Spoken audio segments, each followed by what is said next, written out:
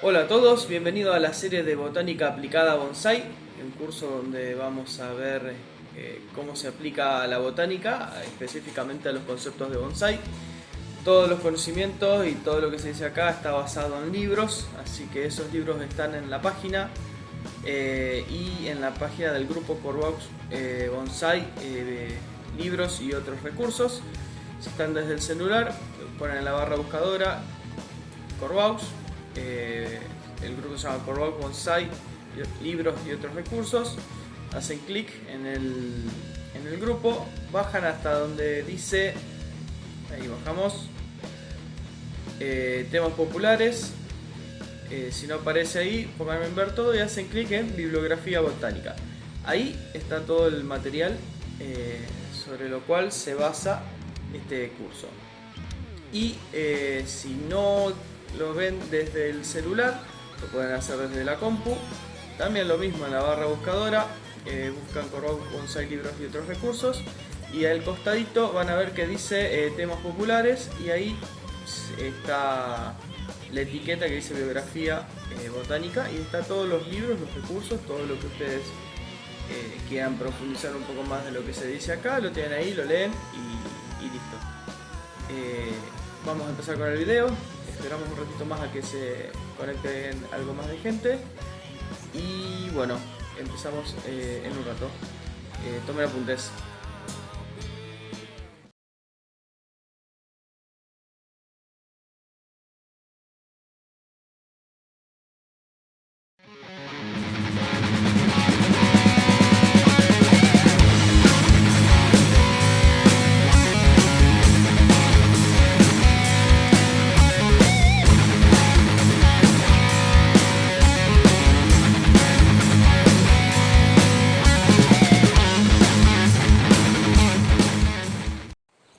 Hola a todos, bienvenidos a otro video de Corvaux Bonsai. Hoy vamos con el último video de la serie Botánica Aplicada al Bonsai.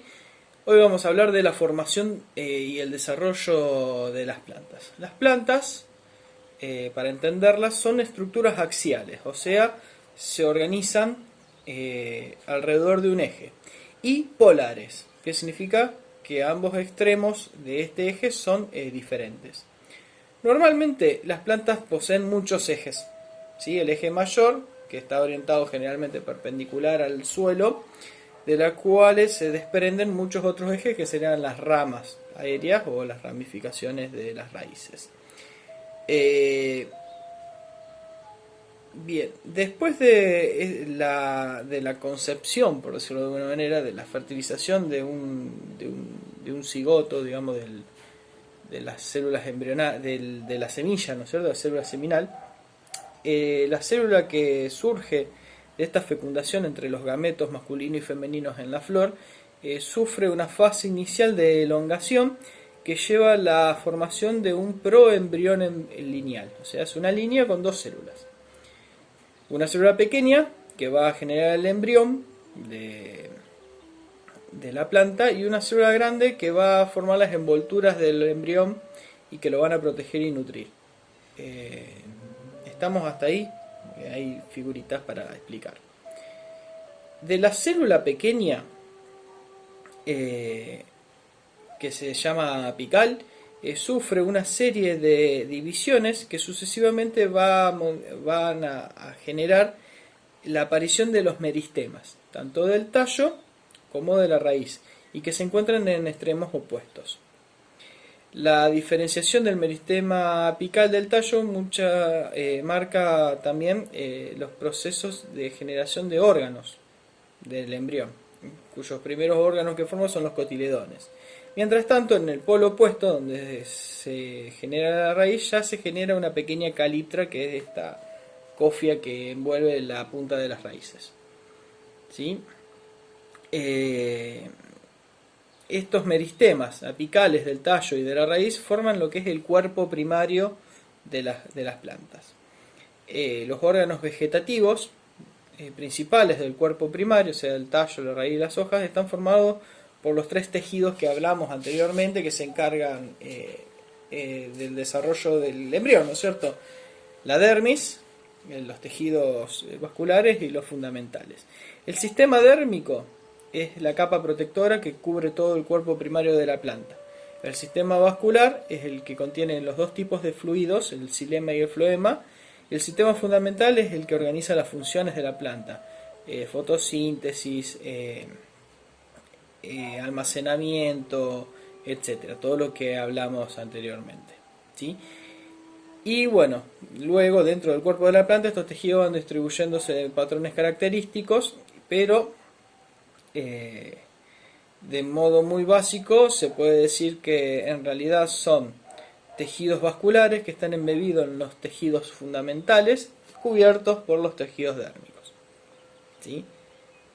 El cuerpo primario de toda planta crece mediante la adición, la sumatoria, de segmentos, en forma de segmentos, ¿sí? Que se llaman metámeros. A medida que las células de los meristemas proliferan, se van produciendo nuevos metámeros que a medida que crece, se van alejando del vértice y se van elongando. El módulo generado, por ejemplo, por el meristema del ápice del tallo, comprende de un órgano lateral, que es la hoja, o puede ser una flor, un nudo, al cual se une la hoja, un meristema axilar, que vendría a ser la yema axilar, y el entrenudo, ¿sí? Entonces, nudo, hoja, yema, entrenudo. Y lo que hace la planta para crecer es ir agregando de esos metámeros, ¿sí? La formación, o sea, el meristema apical de la raíz genera también células que van constituyendo el eje principal de la raíz, pero el metámero es menos evidente en ese caso. Y a diferencia del ápice, el meristema de la raíz no produce órganos laterales, no produce yemas laterales, sino que las raíces laterales se generan a partir de los meristemas adventicios que se diferencian en el cambio de la raíz, ¿sí? Es una diferencia grande. A su vez, las plantas que nosotros usamos para bonsái tienen un cuerpo secundario. O sea, ¿qué significa un cuerpo secundario? Por ejemplo, las gramillas no crecen a lo ancho, hacen un tallito y ya está. Eso es el caso de la mayoría de las monocotiledóneas. En cambio, en las plantas que nosotros usamos para bonsái hay un componente adicional al desarrollo que conduce al crecimiento en grosor del eje. Tal crecimiento deriva de la actividad de los meristemas secundarios adicionales que se inician en realidad post-embrión. No están presentes desde el embrión, sino que es post del embrión y se sitúan paralelamente al eje tallo-raíz, por lo cual muchas veces se denominan laterales también. Estos son el cambium, que origina, o cambium vascular, que origina el floema y el xilema, y el cambium felógeno o suberógeno, que es el que genera la cubierta protectora que se denomina suber o peridermis, que sería la corteza, ¿sí? Estos dos meristemas son los que constituyen el cuerpo secundario de la planta. De acuerdo con esta pauta de crecimiento, por lo tanto, las estructuras generadas por la actividad de los meristemas, si no tienen ningún accidente, potencialmente se podría decir que las plantas son inmortales, ¿sí? Pero bueno, no lo son porque pasan cosas. Pero básicamente tendrían la capacidad de crecer indefinidamente. Bueno, ¿cómo es el crecimiento en los meristemas? Los meristemas primarios, tanto del ápice como de la raíz, tienen dos funciones básicas. Una es el automantenimiento como región formadora y la otra es la iniciación de tejidos y órganos. Esta doble función es porque la célula meristemática, al dividirse, genera una célula que es idéntica a la primera y una segunda que va a ir a dividirse y a formar los órganos, ¿sí? Así, de esa manera, al dividirse en dos células distintas, se mantiene su capacidad para generar nuevos tejidos, ¿sí?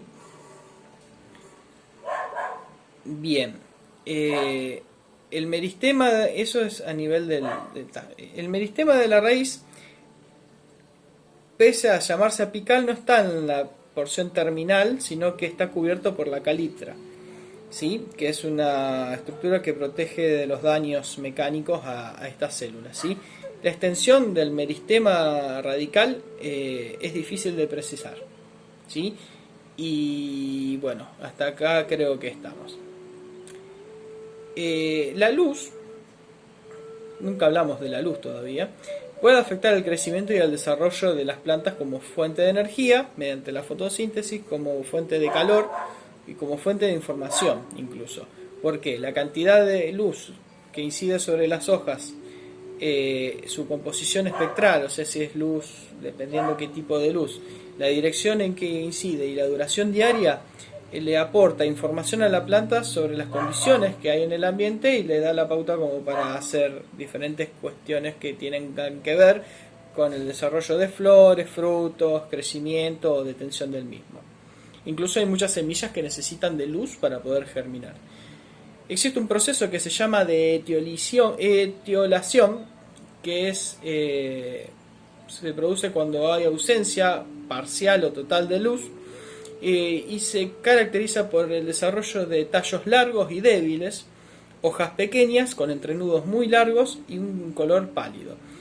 Esto aumenta la probabilidad de que una planta alcance una fuente de luz, a menudo desde debajo del suelo, la hojarasca o la sombra, y bueno, son los ápices son atraídos por la luz y se alargan hacia ellos, ¿sí? Este color pálido es por la falta de clorofila. La desetiolación es la transición en que las plántulas toman contacto con la luz y comienzan su crecimiento ya de manera natural, ¿sí? Todas estas cuestiones tienen que ver con la acción de hormonas, ¿sí? ¿Qué es una hormona? Viene del griego hormeinen, que significa excitar. Pero no todas las hormonas excitan, sino hay algunas también que inhiben. ¿Y cuál es la función de una hormona? Es producir un cambio en una célula que no es la que la produce. ¿Se entiende? Es una sustancia que va a producir modificaciones en una célula distante, ¿sí? Existen diferentes tipos de hormonas vegetales. Uno de este grupo de hormonas se denominan auxinas, que fueron las primeras hormonas identificadas, ¿sí?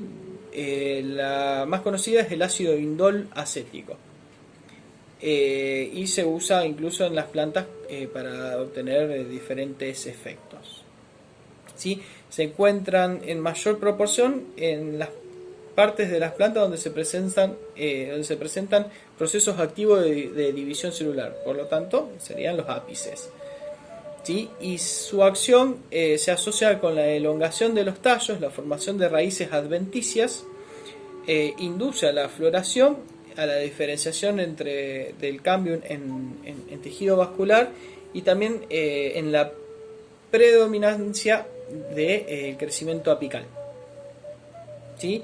Existe auxinas naturales, otras sintéticas como el ácido indolbutílico o el naftaleno acético, que son las hormonas que se utilizan para enraizar, ¿sí? Hay otras que se usan para incluso en dosis tóxicas, como para destruir hierbas, ¿sí?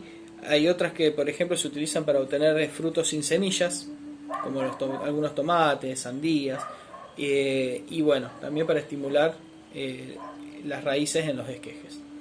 Otro grupo de hormonas se llaman citocinas, citocininas. Citocinas son otra cosa. Que son hormonas también vegetales que estimulan la división de las células a tejidos no meristematicos, ¿sí? O sea, promueven la generación de tejidos maduros. Están producidas en las zonas de crecimiento, sobre todo en la punta de las raíces, ¿sí? Una mayor concentración de citoquina se encuentra en los embriones y en las frutas jóvenes en desarrollo. Promueven la división celular y estimulan la progresión del ciclo celular. Provocan la iniciación de brotes y la organogénesis, la producción de órganos, y causan también, al contrario de lo que causan las auxinas, las citocininas producen una dominancia apical reducida o anulada con brotación y crecimiento de las yemas axilares. Demoran o retrasan el envejecimiento de la planta y bueno, creo que hasta ahí ninguno más. ¿Sí? Obviamente con este retraso del envejecimiento las hojas permanecen más tiempo verdes y más verdes. Otro tipo de sustancias son las giberlinas, que son hormonas también de crecimiento.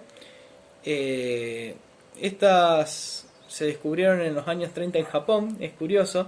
Los japoneses aislaron una sustancia que promovía el crecimiento por parte de las plantas de arroz en asociación con un hongo que se llamaba Gibberella.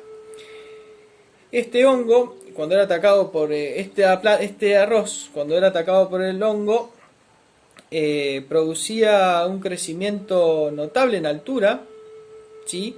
Muy fuerte, a costa de la disminución en la producción de grano, por eso a ellos no les servía. Por lo tanto, los efectos biológicos de la gibberelina son un mayor crecimiento en altura, promueve el desarrollo de inflorescencias, pero disminuyen la producción de semillas. ¿Sí? Otra hormona, que en realidad es la única hormona gaseosa, es el etileno. El etileno es un gas que se mueve rápidamente en los tejidos de la planta y su efecto es,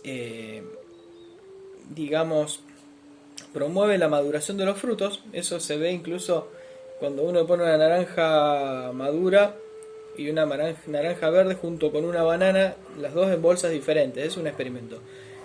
En la bolsa donde está la naranja madura se ve que la banana madura antes que en la otra bolsa donde está la naranja verde. Y la banana, las dos iguales, ¿no es cierto? Eso se puede hacer y se ve. Yo lo hice y se ve. También favorece la epinastia de las hojas. ¿Qué es la epinastia? Es la curvatura de la hoja hacia abajo, debido a que la parte de arriba de la hoja del peciolo crece más rápido que el inferior. ¿Sí? Eso pasa cuando hay etileno. También induce la expansión celular lateral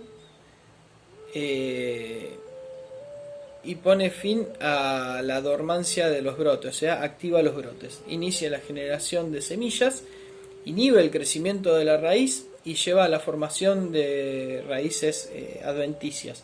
Y favorece la maduración de las hojas y su senescencia.